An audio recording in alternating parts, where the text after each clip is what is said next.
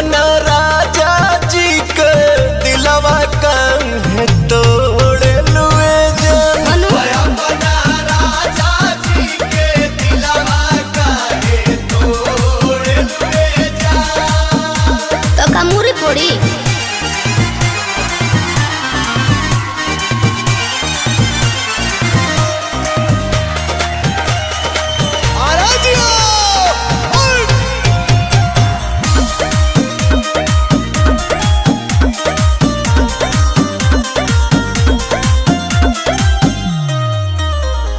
suit लेके आई के किन दी साड़ी चलो बैठा चालू कर देनी गाड़ी हो कर देनी गाड़ी हाँ तो सुनो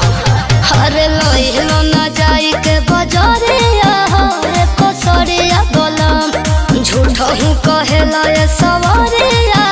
हमर करिया गलम मलकिनी हो काओ मोथ बनाया चारा ओढ़ेलुए जान माथा बनाया चारा ओढ़ेलुए जान